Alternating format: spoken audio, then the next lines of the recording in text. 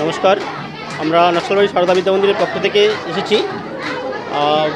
আজকে ভগবান শ্রীকৃষ্ণের জন্মজয়ন্তী উৎসব, সেই উপলক্ষে আমাদের ছোট ছোট কচিকাচা ভাই বোনেরা কৃষ্ণরূপী আর ভগবানরূপী কৃষ্ণ সেজেছে।